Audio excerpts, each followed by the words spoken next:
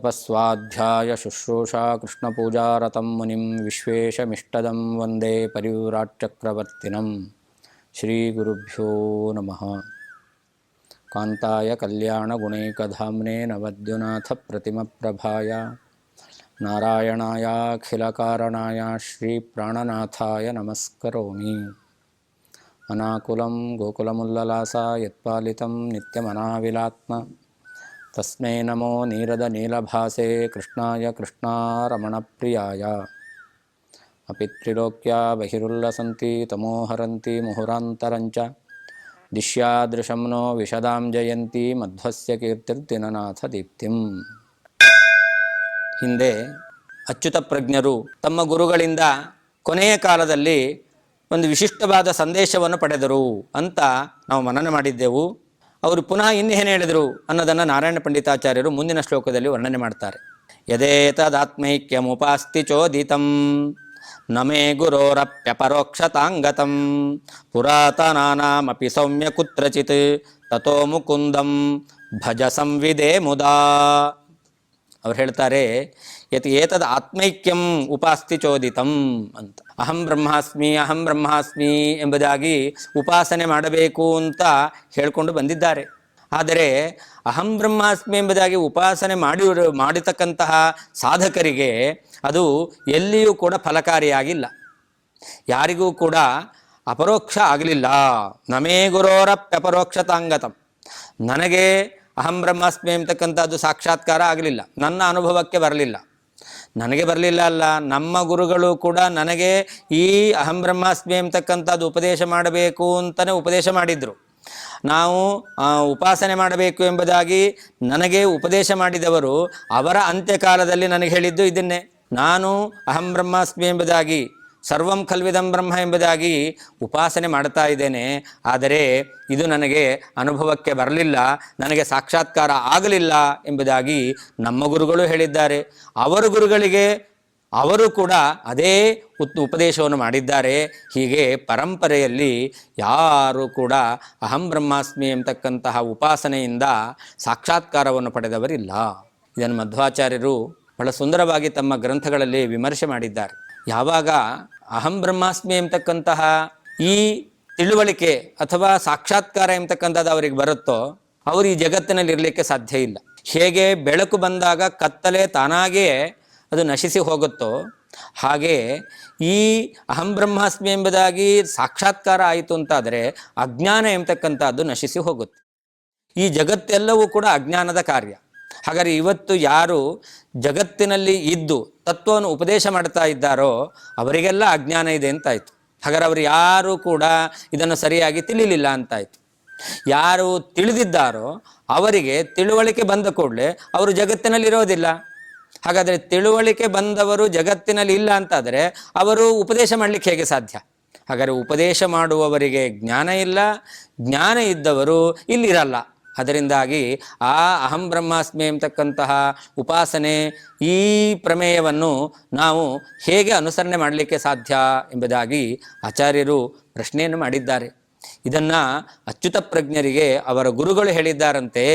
ಈ ಸಾಕ್ಷಾತ್ಕಾರ ಅಹಂ ಬ್ರಹ್ಮಾಸ್ಮಿ ಎಂಬತಕ್ಕಂಥ ಸಾಕ್ಷಾತ್ಕಾರ ಪೂರ್ವಿಕರಿಗೆ ಯಾರಿಗೂ ಆಗಿಲ್ಲ, ನನಗೂ ಆಗಿಲ್ಲ ಅಂತ. ಹಾಗಾದ್ರೆ ಏನು ಮಾಡಬೇಕು?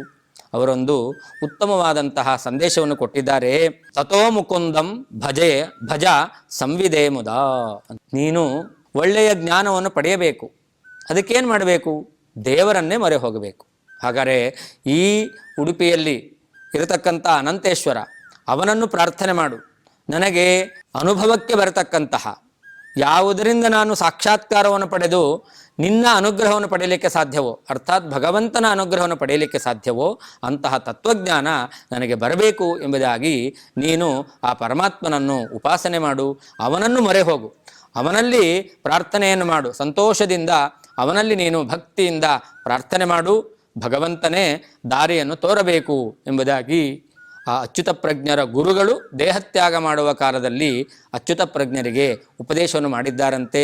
ಹೀಗೆ ಅಧ್ಯಯನವನ್ನು ಮಾಡಿದರೂ ಕೂಡ ಗುರುಗಳಿಂದಲೇ ಈ ವಾದ ಎಂಬತಕ್ಕಂಥದ್ದು ಸರಿಯಲ್ಲ ಎಂಬತಕ್ಕಂತಹ ಜ್ಞಾನ ಅವರಿಗಿತ್ತು. ಅದರಿಂದ ಪೂರ್ಣ ವಿಶ್ವಾಸ ಎಂಬತಕ್ಕಂಥದ್ದು ಇರಲಿಲ್ಲ. ಅವರಿಗೆ ಅನಂತರದಲ್ಲಿ ಪಶ್ಚಾತ್ತಾಪವೂ ಆಗಿದೆ. ಆದ್ದರಿಂದಾಗಿ ಪಾಪದ ಲೇಪ ಆಗಲಿಲ್ಲ ಎಂಬುದಾಗಿ ವರ್ಣನೆ ಮಾಡಿದ್ದಾರೆ. ಹಾಗಾದರೆ ಗುರುಗಳಿಂದಲೇ ಆ ತತ್ವ ಎಂಬತಕ್ಕಂಥದ್ದು ಸರಿಯಲ್ಲ, ಸರಿಯಾದ ತತ್ವದ ಜ್ಞಾನಕ್ಕೋಸ್ಕರ ಪರಮಾತ್ಮನನ್ನು ಮೊರೆ ಹೋಗಬೇಕು ಅಂತ ಅವರು ಗುರುಗಳಿಂದ ಅಂತ್ಯಕಾಲದಲ್ಲಿ ಉಪದೇಶವನ್ನು ಪಡೆದಿದ್ದರು. ಅವರೇನು ಮಾಡಿದ್ರು ಅದನ್ನು ಮುಂದೆ ವರ್ಣನೆ ಮಾಡ್ತಾರೆ. ಇತೀದಮಾದಿಶ್ಯ ವಚೋ ವಚಸ್ವಿನಿ ಸ್ವಕೇ ಗುರೋ ಲೋಕಮಥಾನ್ಯಮೀಯುಷಿ ಅಸೇವತಾಲೋಚ್ಯ ಮುಹುರ್ಗುರೋರ್ಗಿರಂ ಸರೂಪ್ಯ ಪೀಠಾಲಯಮಿಂದಿರಾವರಂ. ಅವರ ಗುರುಗಳು ಲೋಕಂ ಅಥ ಅನ್ಯಂ ಈಯುಷಿ, ಅವರ ಗುರುಗಳು ಈ ರೀತಿಯಲ್ಲಿ ಉಪದೇಶವನ್ನು ಮಾಡಿ ಅವರು ಸೇರಬೇಕಾದಂತಹ ಲೋಕವನ್ನು ಸೇರಬೇಕು ಅಂತ ದೇಹತ್ಯಾಗವನ್ನು ಮಾಡಿದ್ದಾರೆ. ಆಗ ಅಂತ್ಯಕಾಲದಲ್ಲಿ ಗುರುಗಳು ಉಪದೇಶ ಮಾಡಿದ್ದಾರೆ, ಏನು? ಆ ಭಗವಂತನನ್ನು ಮೊರೆ ಹೋಗು ಅಂತ. ಹಾಗಾದರೆ ಅಚ್ಯುತ ಪ್ರಜ್ಞರು ಆ ಗುರುಗಳಿಂದ ಉಪದಿಷ್ಟರಾಗಿ ರೂಪ್ಯಪೀಠಾಲಯಂ ಇಂದಿರಾವರಂ, ಲಕ್ಷ್ಮೀಪತಿಯಾಗಿರ್ತಕ್ಕಂತಹ ಆ ಪರಮಾತ್ಮನನ್ನು ಉಡುಪಿಯಲ್ಲಿ ಅನಂತೇಶ್ವರನ ಸನ್ನಿಧಾನದಲ್ಲಿ ವಿಶೇಷವಾಗಿ ಅವನ ಸೇವೆಯನ್ನು ಮಾಡುತ್ತಾ ಇದ್ದಾರಂತೆ. ಉತ್ತಮವಾದ ಜ್ಞಾನ ಬೇಕು ಎಂಬುವ ದೃಷ್ಟಿಯಿಂದ ಆ ಅನಂತೇಶ್ವರನ ಸೇವೆಯನ್ನು ಮಾಡಿಕೊಂಡು ಅವರು ಅಧ್ಯಯನವನ್ನು ಮಾಡಿಕೊಂಡು ತಮ್ಮ ಕಾಲವನ್ನು ಕಳೀತಾ ಇದ್ದಾರೆ. ಇಂತಹ ಸಂದರ್ಭದಲ್ಲಿ ಸುಭಕ್ತಿನಾಥೇನ ಸಭಕ್ತವತ್ಸಲೋ ನಿಷೇವಿತಸ್ತತ್ರ ಪರಂಬುಭುತ್ಸುನಾ ಭವಿಷ್ಯತ ಶಿಷ್ಯ ವರಾಧಿ ವಿದ್ಧಿ ಮಾಂ ಇತಿ ಪ್ರವಿಷ್ಟ ಪುರುಷಂ ತಮಭ್ಯಧಾತ್. ಅಚ್ಯುತ ಪ್ರಜ್ಞರು ಉಡುಪಿಯಲ್ಲಿ ಅನಂತೇಶ್ವರನ ವಿಶೇಷವಾದಂತಹ ಸೇವೆಯನ್ನು ಮಾಡುತ್ತಾ ಇದ್ದಾರೆ. ಭಗವಂತನನ್ನು ಭಕ್ತಿಯಿಂದ ನಾವು ಸೇವೆ ಮಾಡಿದಾಗ ಭಗವಂತ ಅನುಗ್ರಹವನ್ನು ಮಾಡಿಯೇ ಮಾಡ್ತಾನೆ. ಆ ಭಗವಂತನನ್ನು ಭಕ್ತಿಯಿಂದ ಸೇವಿಸಿದಾಗ ಅನುಗ್ರಹ ಮಾಡ್ತಾನೆ ಎಂಬತಕ್ಕಂಥ ವಿಶ್ವಾಸದಿಂದ ಆ ಅಚ್ಯುತ ಪ್ರಜ್ಞರು ಭಗವಂತನೇ ಸೇವೆಯನ್ನು ಮಾಡಿದ್ದಾರೆ. ಮಾಡುವಂತಹ ಸಂದರ್ಭದಲ್ಲಿ ಒಂದು ದಿವಸ ಸುಭಕ್ತಿನಾಥೇನ ಸಭಕ್ತವತ್ಸಲ, ಭಗವಂತನಿಗೆ ಭಕ್ತವತ್ಸಲ ಅಂತ ಹೆಸರು. ಭಕ್ತಿ ಮಾಡುವವರಲ್ಲಿ ಪ್ರೀತಿಯನ್ನು ತೋರ್ತಾನೆ, ಅಷ್ಟು ಅವರನ್ನು ಭಗವಂತ ಪ್ರೀತಿಸ್ತಾನೆ. ಅಂತಹ ಭಕ್ತವತ್ಸಲನಾದ ಕರುಣಾನಿಧಿಯಾದಂತಹ ಪರಮಾತ್ಮ ಅವರ ಮೇಲೆ ಅನುಗ್ರಹೋನ್ಮುಖನಾಗಿದ್ದಾನಂತೆ.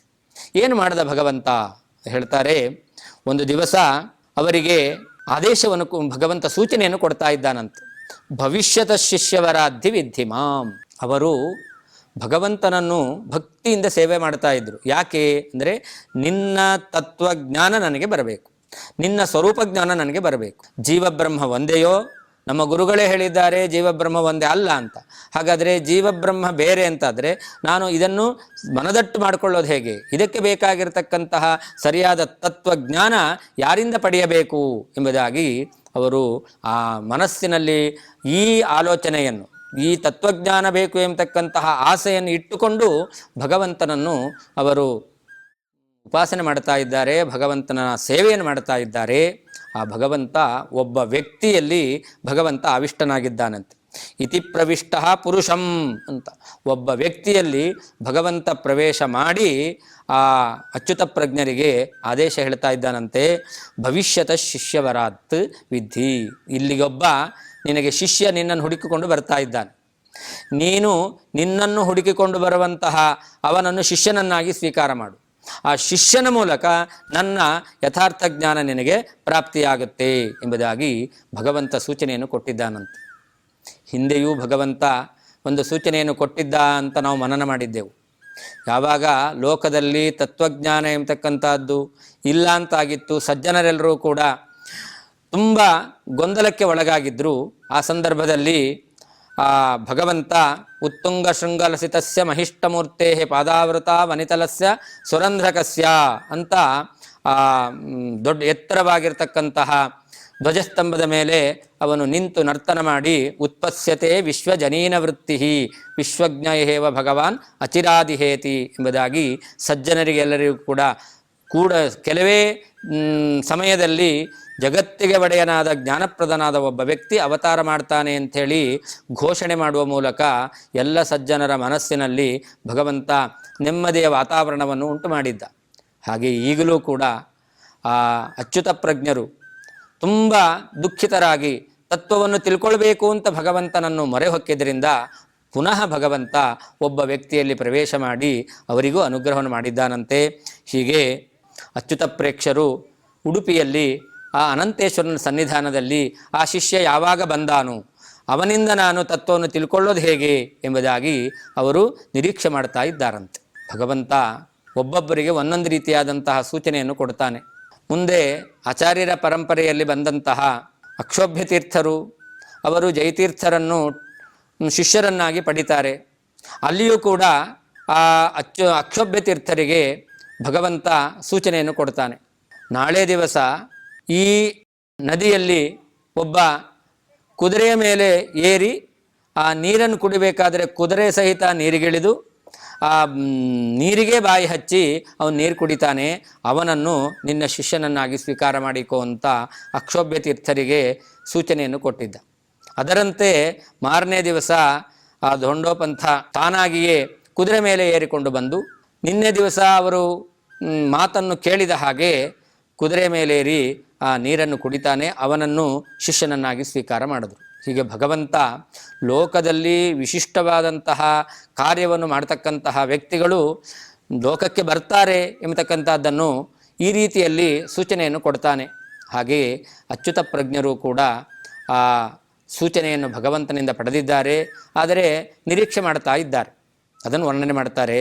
ಪ್ರತೀಕ್ಷಮಾಣಂ ತಮನುಗ್ರಹಂ ಮುದಾ ನಿಷೇವಮಾಣಂ ಪುನರಂಬುಜೇಕ್ಷಣಂ ಸತಾಂ ಗುರು ಕಾರಣಮಾನುಷಾಕೃತಿ ಯತಿಂ ಪ್ರಶಾಂತಂ ತಮುಪಾಸ ಸಾಧಸಃ. ಭಗವಂತ ಸೂಚನೆ ಕೊಟ್ಟಿದ್ದಾನೆ.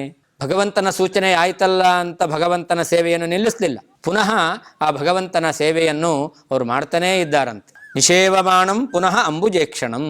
ಕಮಲನಯನನಾದ ಆ ಭಗವಂತನನ್ನು, ಅನಂತೇಶ್ವರ ಪರಮಾತ್ಮನನ್ನು ಉಡುಪಿಯಲ್ಲಿ ಪುನಃ ವಿಶೇಷವಾಗಿ ಅವರು ಸೇವಿಸ್ತಾ ಇದ್ದಾರೆ. ಆ ಸಂದರ್ಭದಲ್ಲಿ ಸತಾಂ ಗುರುಹು ಕಾರಣಮಾನುಷಾಕೃತಿ, ದೇವತೆಗಳಿಗೂ ಗುರುಗಳಾದ ತತ್ವೋಪದೇಶಕರಾದ ಕೇವಲ ನೆಪದಿಂದ ಮನುಷ್ಯನ ರೂಪವನ್ನು ಧಾರಣೆ ಮಾಡಿರತಕ್ಕಂತಹ ಆ ವಾಯುದೇವರು ಆ ಉಡುಪಿಗೆ ಅನಂತೇಶ್ವರನ ಸನ್ನಿಧಾನಕ್ಕೆ ಬಂದಿದ್ದಾರಂತೆ. ಯತಿಂ ಪ್ರಶಾಂತಂ ತಮ್ಮ ಉಪಾಸಸಾದ ಅಂತ ಅವರು ಬಂದು, ವಾಸುದೇವಾಚಾರ್ಯರು ಬಂದು ಆ ಅಚ್ಯುತ ಪ್ರಜ್ಞರಲ್ಲಿ ಅವರ ಉಪಸತ್ತಿಯನ್ನು ಮಾಡಿದ್ದಾರೆ. ಅರ್ಥಾತ್ ತಾವು ಸನ್ಯಾಸವನ್ನು ಸ್ವೀಕಾರ ಮಾಡಬೇಕು. ಹಾಗಾದರೆ ಸನ್ಯಾಸ ಸ್ವೀಕಾರ ಮಾಡಬೇಕಾದರೆ ಆಶ್ರಮ ಕೊಡಬೇಕು. ಹಾಗಾದರೆ ಆಶ್ರಮವನ್ನು ಇವರಿಂದ ಸ್ವೀಕಾರ ಮಾಡಬೇಕು ಅಂತ ಆ ವಾಸುದೇವಾಚಾರ್ಯರು ಪಾಜಕ ಕ್ಷೇತ್ರದಿಂದ ಈ ಉಡುಪಿಯ ಕ್ಷೇತ್ರಕ್ಕೆ ಅವರು ಬಂದಿದ್ದಾರಂತೆ. ಬಂದು ಸುತಂ ಯತೀಂದ್ರಾನುಚರಂ ವಿರಾಗಿಣಂ ನಿಶಮ್ಯ ಸನ್ಯಾಸ ನಿಬದ್ಧ ಮಾನಸಂ ಸುವತ್ಸಲೋರೂಪ್ಯ ತಲಾಲಯ ಸ್ಥಿತಂ ವಿಯೋಗತಾಂತೌ ಪಿತರೌ ಸಮೀಯತುಃ. ವಾಸುದೇವಾಚಾರ್ಯರು ಪಾಜಕವನ್ನು ಬಿಟ್ಟು ಉಡುಪಿಗೆ ಬಂದರು. ಮನೆಯಲ್ಲಿ ಮಗ ಇಲ್ಲ, ಎಲ್ಲಿ ಹೋದ ಅಂತ ಪುನಃ ಮಧ್ಯಗೇಹ ದಂಪತಿಗಳು ಹುಡುಕ್ತಾ ಇದ್ದಾರೆ. ಅಷ್ಟೊತ್ತಿಗೆ ಉಡುಪಿಯಿಂದ ಬಂದವರು ಅವರಿಗೆ ವಾರ್ತೆಯನ್ನು ಹೇಳ್ತಾರಂತೆ. ನಿಮ್ಮ ಮಗವನ್ನು ಉಡುಪಿಯಲ್ಲಿ ನಾವು ಕಂಡೆವು, ಏನು ಮಾಡ್ತಾ ಇದ್ದ ಅಂತಂದರೆ ಅಲ್ಲಿದ್ದಂತಹ ಅಚ್ಯುತ ಪ್ರಜ್ಞರ ಸೇವೆಯನ್ನು ಮಾಡ್ತಾ ಇದ್ದಾನೆ.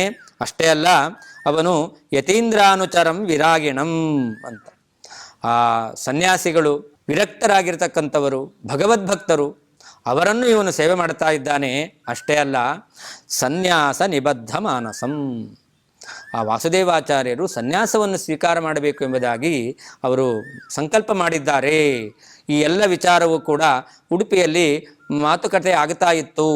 ಆ ಅಚ್ಯುತ ಪ್ರಜ್ಞರು ವಾಸುದೇವಾಚಾರ್ಯರಿಗೆ ಅವರ ಅಪೇಕ್ಷೆಯಂತೆ ಸನ್ಯಾಸವನ್ನು ಕೊಡೋದು ಎಂಬುದಾಗಿ ಮಾತಾಡ್ತಾ ಇದ್ರು ಎಂಬತಕ್ಕಂಥ ವಿಚಾರ ಕರ್ಣಾಕರ್ಣಿಕವಾಗಿ ಮಧ್ಯಗೇಹ ದಂಪತಿಗಳಿಗೆ ತಿಳಿತಂತೆ. ತಂದೆ ತಾಯಿಗಳು ತಮ್ಮ ಮಗನನ್ನು ಸನ್ಯಾಸಿ ಆಗುತ್ತಾನೆ ಎಂಬತಕ್ಕಂತಹ ವಿಚಾರವನ್ನು ತಿಳಿದು ಸುವತ್ಸಲವು, ಮಗನ ಮೇಲೆ ಅಪಾರವಾದಂತಹ ಪ್ರೀತಿ, 12 ವರ್ಷಗಳ ಕಾಲ ದೀರ್ಘಕಾಲಿಕವಾದಂತಹ ತಪಸ್ಸನ್ನು ಮಾಡಿ ಆ ವಂಶೋದ್ಧಾರಕನಾದ ಮಗನನ್ನು ಪಡೆದಿದ್ದಾರೆ.